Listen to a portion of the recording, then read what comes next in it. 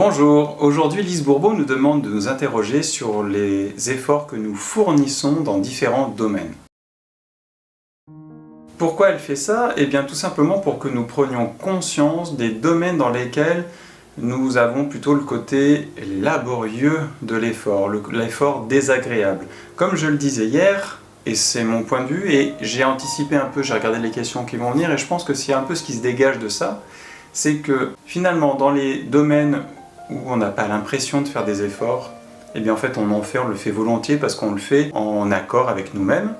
Et les domaines dans lesquels nous avons vraiment la notion de faire des efforts, ce sont des efforts qui sont un peu laborieux, qui sont difficiles, qui sont pénibles. Du coup, mettre le doigt sur tous les domaines dans lesquels nous avons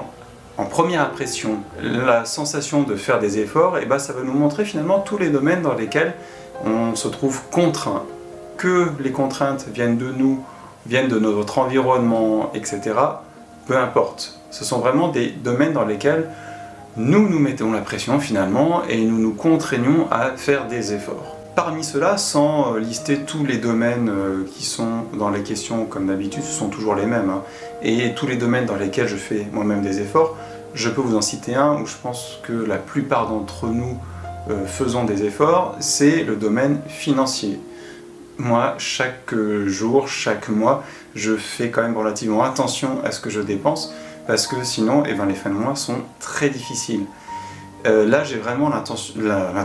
l'impression de faire des efforts,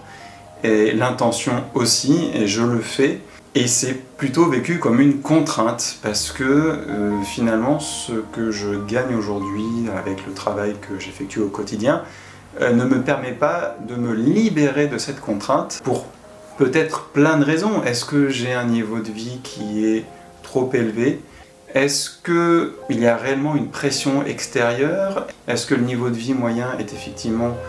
assez élevé pour que, comparé à ce que je gagne, je sois effectivement dans cette frontière ou dans cette zone un peu trouble où si je fais pas attention, j'arrive pas à finir les mois. Bon voilà, et toujours est-il que j'ai l'impression qu'il y a des contraintes et je subis dans ce domaine, je subis vraiment une pression que j'ai l'impression que je ressens comme extérieure à moi-même, et c'est difficile, c'est laborieux de faire des efforts, c'est une espèce de vigilance, et en plus comme ça m'embête, j'ai du mal à le faire tout le temps, et vient aussi le phénomène de compensation, c'est-à-dire qu'à force de se brimer, de se brider sur quelque chose, il y a un jour on craque, et là on fait complètement péter l'objectif, et dans le mauvais sens du terme,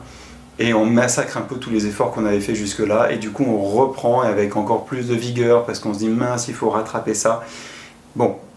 vous avez compris le principe, et je pense que c'est applicable dans tous les domaines. On pourrait aussi prendre le domaine du sport, de l'activité physique.